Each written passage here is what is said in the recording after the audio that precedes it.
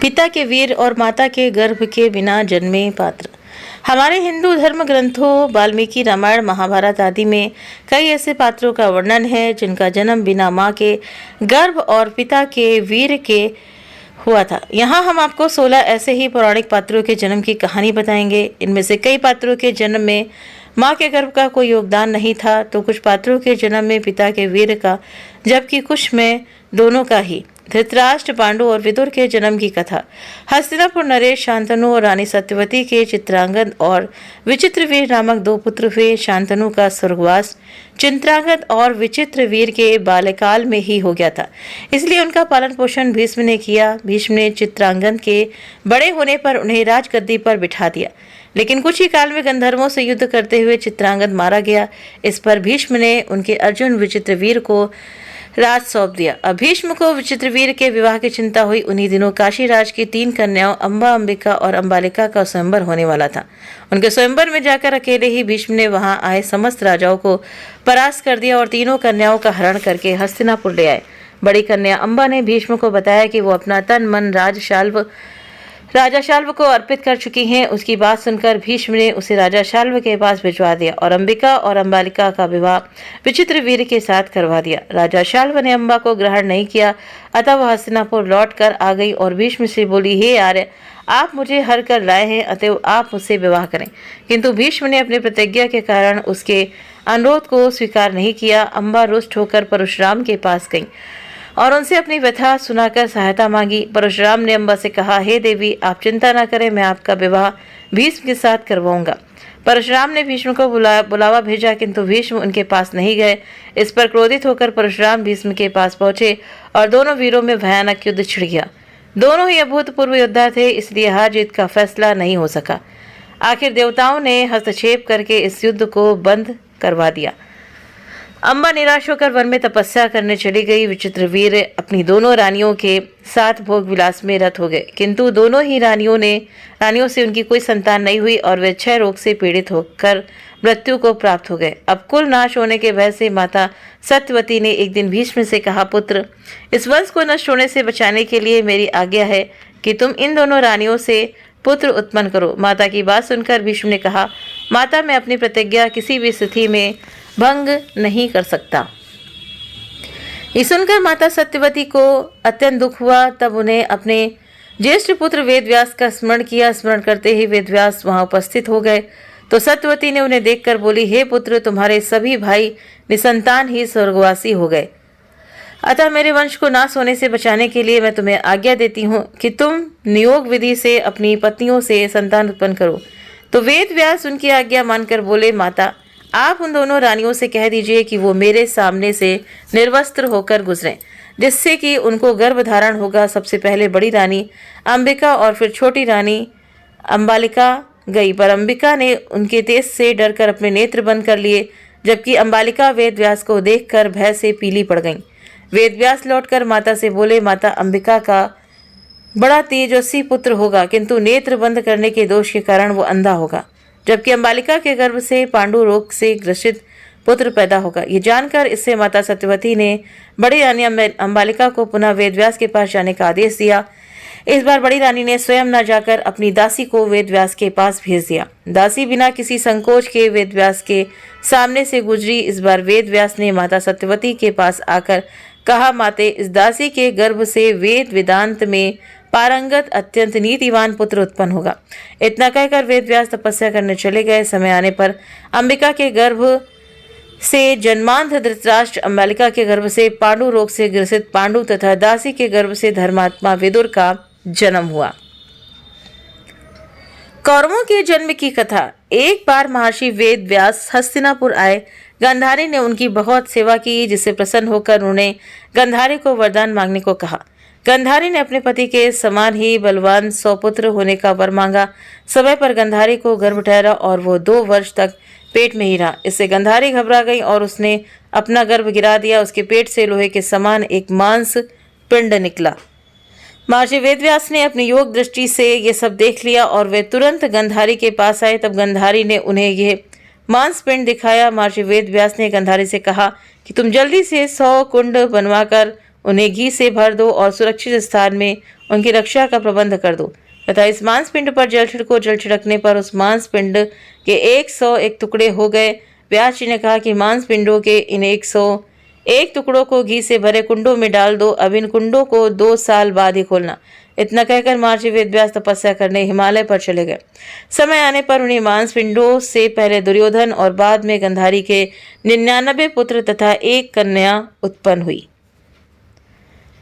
तो पांडवों के जन्म की कथा। तो 5 पांडवों का जन्म भी बिना पिता के वीर के हुआ था। एक बार राजा पांडु अपनी दोनों पत्नियों कुंती तथा माद्री के साथ आखेट के लिए वन में गए। वहां उन्हें एक मृग का मैथुनरथ जोड़ा दृष्टिगत हुआ। पांडु ने तत्काल अपने बाण से उस मृग को घायल कर दिया।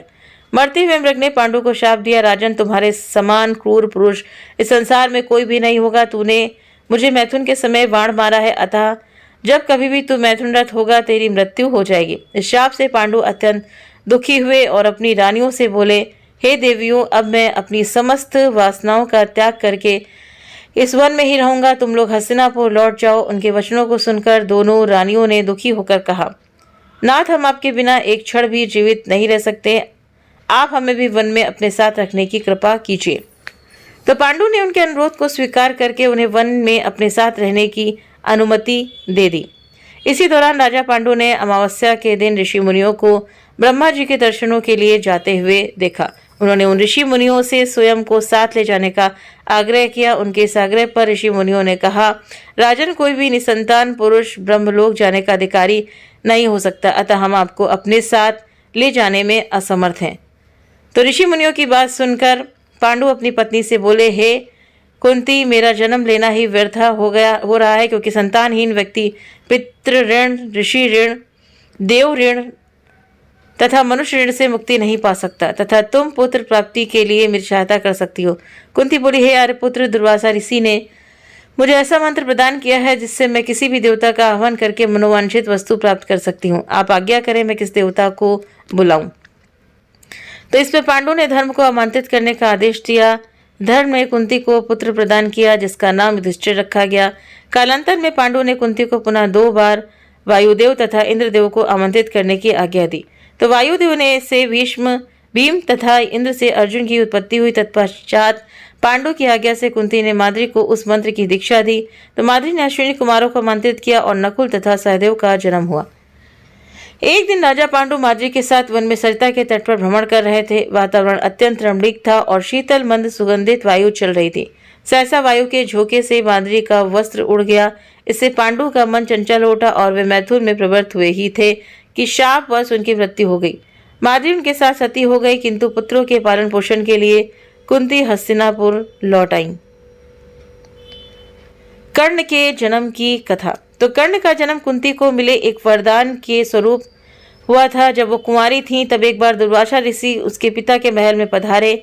तब कुंती ने पूरे 1 वर्ष तक ऋषि की बहुत अच्छे से सेवा की। कुंती के सेवा भाव से प्रसन्न होकर उन्होंने अपनी दिव्य दृष्टि से ये देख लिया कि पांडु से उसे संतान नहीं हो सकती और उसे ये वरदान दिया कि वो किसी भी देवता का स्मरण करके उनसे संतान उत्पन्न कर सकती है।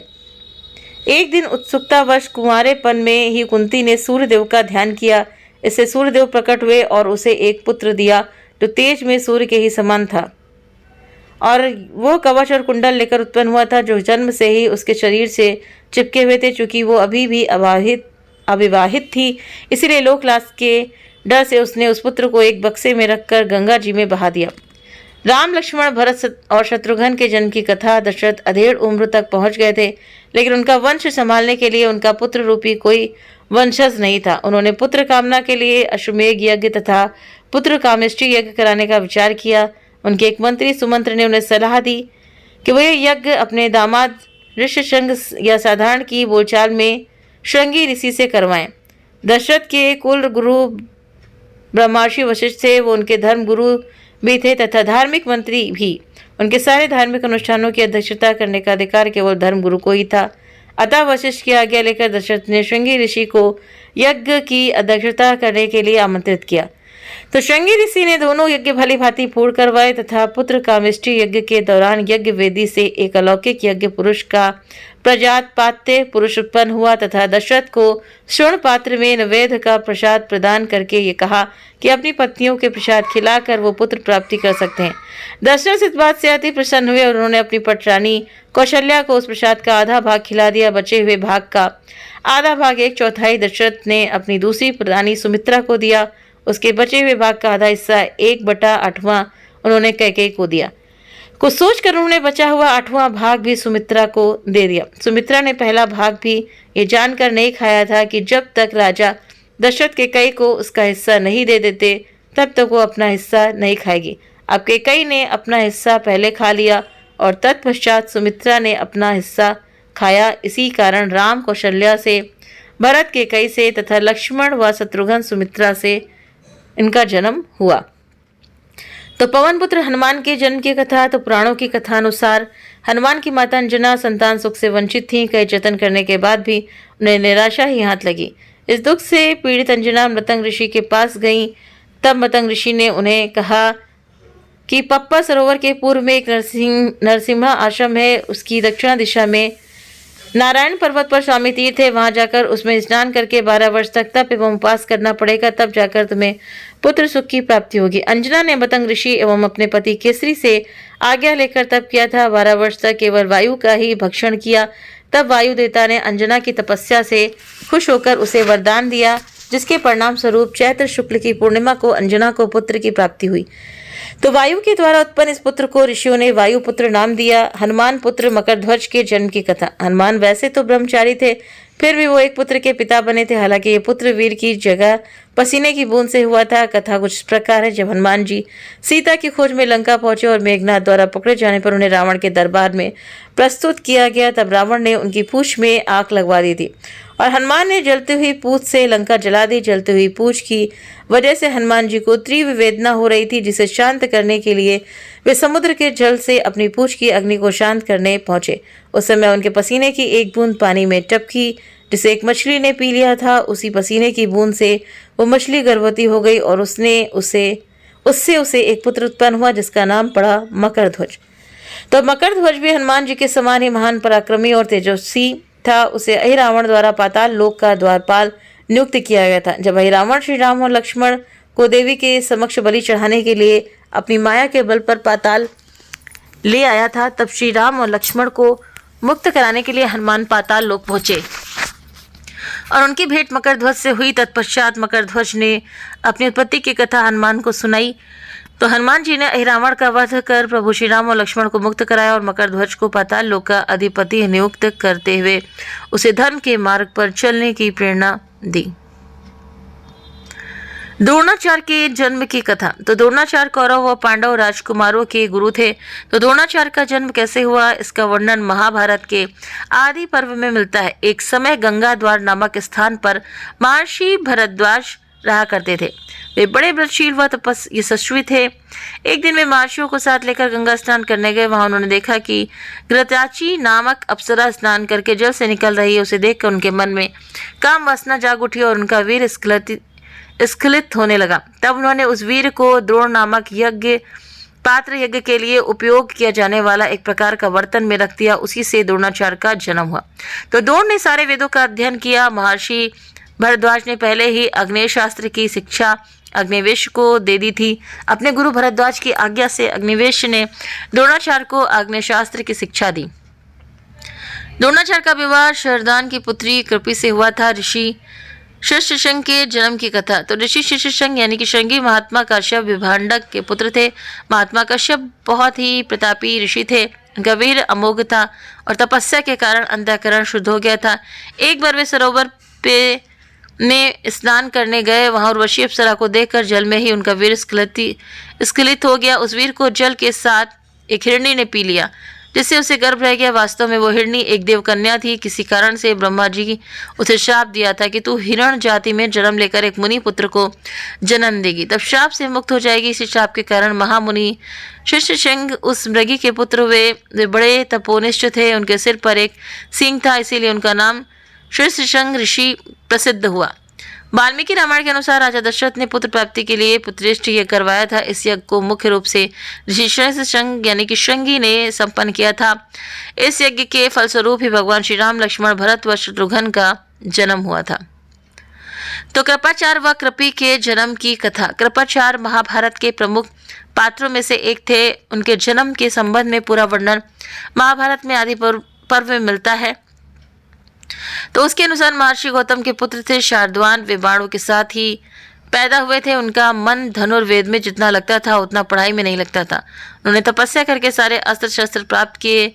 शार्दूल की घोर तपस्या और धनुर्वेद में निपुणता देखकर देवराज इंद्र बहुत भयभीत हो गए।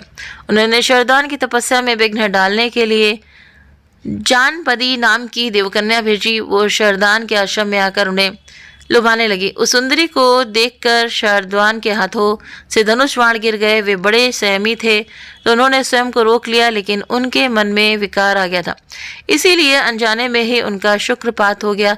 वे धनुष बाण आश्रम और उस सुंदरी को छोड़कर तुरंत वहां से चले गए। उनका वीर सरकंडों पर गिरा था, इसलिए वो दो भागों में बढ़ गया। उससे एक कन्या और एक पुत्र की उत्पत्ति हुई। उसी समय संयोग से राजा शांतनु वहां से गुजरे। उनकी नज़र उस बालक व बालिका पर पड़ी। शांतनु ने उन्हें उठा लिया और अपने साथ ले आए। बालक का नाम रखा कृप और बालिका का नाम रखा कृपी। जब शार्दूल को ये बात मालूम हुई तो वे राजा शांतनु के पास आए और उन बच्चों के नाम, गोत्र आदि बतलाकर चारों प्रकार के धनुर्वेदों, विविध शास्त्रों और उनके रहस्यों की शिक्षा दी। थोड़े ही दिनों में कृप सभी विषयों में पारंगत हो गए। कृपाचार्य की योग्यता देखते हुए उन्हें कुरुवंश का कुलगुरु नियुक्त किया गया। द्रौपदी व धृष्टद्युम्न के जन्म की कथा। द्रोणाचार्य और द्रुपद बचपन के मित्र थे। राजा बनने के बाद द्रुपद को अहंकार हो गया। जब द्रोणाचार्य राजा द्रुपद को अपना मित्र समझकर उनसे मिलने गए तो द्रुपद ने उनका बहुत अपमान किया। बाद में द्रोणाचार्य ने पांडवों के माध्यम से द्रुपद को पराजित कर अपने अपमान का बदला लिया। तो राजा द्रुपद अपनी पराजय का बदला लेना चाहते थे, इसीलिए उन्होंने ऐसा यज्ञ करने का निर्णय किया जिसमें से द्रोणाचार्य का वध करने वाला वीर पुत्र उत्पन्न हो सके। राजा द्रुपद इस यज्ञ को करवाने के लिए कई विद्वान ऋषियों के पास गए, लेकिन किसी ने भी उनकी इच्छा पूरी नहीं की। अंत में महात्मा याज ने द्रुपद का यज्ञ करवा स्वीकार कर लिया। महात्मा याज ने जब राजा द्रुपद का यज्ञ करवाया तो यज्ञ के अग्निकुंड में से एक दिव्य कुमार प्रकट हुआ। इसके बाद उस अग्निकुंड में से एक दिव्य कन्या भी प्रकट हुई। वो अत्यंत ही सुंदर थी। ब्राह्मणों ने उन दोनों का नामकरण किया। वे बोले, ये कुमार बड़ा दृष्टडीठ और असहिष्णु है। इसकी उत्पत्ति अग्निकुंड से हुई है, इसलिए इसका नाम धृष्टद्युम्न होगा। ये कुमारी कृष्ण वर्ण की है, इसीलिए इसका नाम कृष्णा होगा। द्रुपद की पुत्री होने के कारण कृष्णा ही द्रौपदी के नाम से विख्यात हुई। तो राधा के जन्म की कथा। ब्रह्म वैवर्त पुराण के अनुसार एक बार गोलोक में किसी बात पर राधा और श्री रामा नामक गोप से विवाद हो गया। तो इस पर श्री राधा ने उस गोप को असुर योनि में जन्म लेने का शाप दे दिया। तब उस गोप ने भी श्री राधा को ये शाप दिया कि आपको भी मानव योनि में जन्म लेना पड़ेगा। वहाँ गोकुल में श्रीहरि के ही अंश महायोगी रायण नामक एक वैश्य होंगे। आपका छाया रूप उनके साथ रहेगा। भूतल पर लोग आपको रायण की पत्नी की ही समझेंगे। श्रीहरि के साथ कुछ समय आपका विक्षोभ रहेगा। ब्रह्मवैवर्त पुराण के अनुसार जब भगवान श्री कृष्ण के अवतार का समय आया तो उन्होंने राधा से कहा कि तुम शीघ्र ही वृषभानु के घर जन्म लो। श्री कृष्ण के कहने पर ही राधा ब्रज में वृषभानु वैश्य की कन्या हुई। राधा देवी अयोनिजा थी, माता के गर्भ से उत्पन्न नहीं हुई। उनकी माता ने गर्भ में वायु को धारण कर रखा था। उन्होंने योग माया की प्रेरणा से वायु को ही जन्म दिया, परंतु वहां स्वेच्छा से श्री राधा प्रकट हो गई। राजा सगर के 60,000 पुत्रों के जन्म की कथा। रामायण के अनुसार इक्ष्वाकु वंश में सगर नामक प्रसिद्ध राजा हुए। उनकी 2 रानियां थीं, केशिनी और सुमति। तो दीर्घ काल तक संतान जन्म न होने पर राजा अपनी दोनों रानियों के साथ हिमालय पर्वत पर जाकर पुत्र कामना से तपस्या करने लगे। तब महर्षि भृगु ने उन्हें वरदान दिया कि एक रानी को 60,000 अभिमानी पुत्र प्राप्त तथा दूसरी से एक वंशधर पुत्र होगा। कालांतर में सुमति ने तुम्बी के आकार के एक गर्भपिंड को जन्म दिया। राजा उसे फेंक देना चाहते थे, किंतु तभी आकाशवाणी हुई कि इस तुम्बी में 60,000 बीज हैं। घी से भरे एक एक मटके में एक एक बीज सुरक्षित रखने पर कालांतर में 60,000 पुत्र प्राप्त होंगे। इसे महादेव का विधान मानकर सागर ने उन्हें वैसे ही सुरक्षित रखा। समय आने पर उन मटकों से 60,000 पुत्र उत्पन्न हुए। जब राजा सगर ने अश्वमेघ यज्ञ किया तो उन्होंने अपने 60,000 पुत्रों को उस घोड़े की सुरक्षा में नियुक्त किया। देवराज इंद्र ने उस घोड़े को छल पूर्वक चुराकर कपिल मुनि के आश्रम में बांध दिया। राजा सगर के 60,000 पुत्र उस घोड़े को ढूंढते ढूंढते जब कपिल मुनि के आश्रम पहुंचे तो उन्हें लगा कि मुनि ने ही यज्ञ का घोड़ा चुराया है। ये सोचकर उन्होंने कपिल मुनि का अपमान कर दिया। ध्यानमग्न कपिल मुनि ने जैसे ही अपनी आंखें खोली, राजा सगर के 60,000 पुत्र वहीं भस्म हो गए। जनक नंदिनी सीता के जन्म की कहानी। तो भगवान श्री राम की पत्नी सीता का जन्म भी माता के गर्भ से नहीं हुआ था। रामायण के अनुसार उनका जन्म भूमि से हुआ था। वाल्मीकि रामायण के बाल कांड में राजा जनक महर्षि विश्वामित्र से कहते हैं कि एक दिन मैं यज्ञ के लिए भूमि शोधन करते समय खेत में हल चला रहा था। उसी समय हल के अग्रभाग से जोती गई भूमि से एक कन्या प्रकट हुई। सीता हल द्वारा खींची हुई रेखा तो उसे उत्पन्न होने के कारण उसका नाम सीता रखा गया। पृथ्वी से प्रकट हुई वो मेरी कन्या क्रमशः बढ़कर सयानी हुई। मनु व शत्रुपा के जन्म की कहानी। तो धर्म ग्रंथों के अनुसार मनु व शत्रुपा सृष्टि के प्रथम मानव माने जाते हैं। इन्हीं से मानव जाति का आरंभ हुआ। मनु का जन्म भगवान ब्रह्मा के मन से हुआ तो माना जाता है मनु का उल्लेख ऋग्वेद काल से ही मानव सृष्टि के आदि प्रवर्तक और समस्त मानव जाति के आदि पिता के रूप में किया जाता रहा है।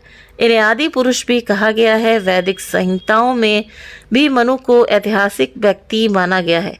ये सर्वप्रथम मानव थे जो मानव जाति के पिता तथा सभी क्षेत्रों में मानव जाति के पथ प्रदर्शक स्वीकृत हैं। तो मनु का विवाह ब्रह्मा के दाहिने भाग से उत्पन्न शत्रुपा से हुआ था। तो मनु एक धर्म शास्त्रकार भी थे। धर्म ग्रंथों के बाद धर्माचरण की शिक्षा देने के लिए आदि पुरुष स्वयंभू मनु ने स्मृति की रचना की जो मनुस्मृति के नाम से विख्यात है। उत्तानपाद जिसके घर में ध्रुव पैदा हुआ था, इन्हीं का पुत्र था मनु। स्वयंभू का ज्येष्ठ पुत्र प्रियवत पृथ्वी का प्रथम क्षत्रिय माना जाता है। इनके द्वारा प्रणीत स्वयंभू शास्त्र के अनुसार पिता की संपत्ति में पुत्र और पुत्री का समान अधिकार है। इनको धर्मशास्त्र का और प्राचीनतम मनु अर्थशास्त्र का आचार्य माना जाता है। मनुस्मृति ने सनातन धर्म को आचार संहिता से जोड़ा था। तो राजा पृथु के जन्म की कथा। पृथु एक सूर्यवंशी राजा थे जो वेन के पुत्र थे। स्वयंभू मनु के वंशज राजा अंग का विवाह सुनीता नामक स्त्री से हुआ था। वेन उनका पुत्र हुआ। वो पूरी धरती का एकमात्र राजा था। सिंहासन पर बैठते ही उसने यज्ञ कर्मादि बंद कर दिए। तब ऋषियों ने मंत्रपूत कृषों से उसे मार डाला, लेकिन सुनीता ने अपने पुत्र का शव संभाल कर रखा। राजा के अभाव में पृथ्वी पर पाप कर्म बढ़ने लगे। तब ब्राह्मण ने मृत राजा वेन की भुजाओं का मंथन किया, जिसके फलस्वरूप स्त्री पुरुष का जोड़ा प्रकट हुआ। तो पुरुष का नाम पृथु तथा स्त्री का नाम अर्ची हुआ। अर्ची पृथु की पत्नी हुई। पृथु पूरा धरती में एकमात्र राजा हुए। पृथु ने ही उबड़ खाबड़ धरती को जोतने योग्य बनाया। नदियां, पर्वतों, झरनों आदि का निर्माण किया। राजा पृथु के नाम से ही इस धरा का नाम पृथ्वी पड़ा। तो उम्मीद करते हैं कि आप सभी को ये जानकारी पसंद आई होगी। वीडियो पसंद आया हो तो वीडियो को लाइक, शेयर, सब्सक्राइब करना ना भूलें। आपने कमेंट करके भी ज़रूर से ज़रूर बताएं। आप सभी का बहुत बहुत धन्यवाद वीडियो देखने के लिए।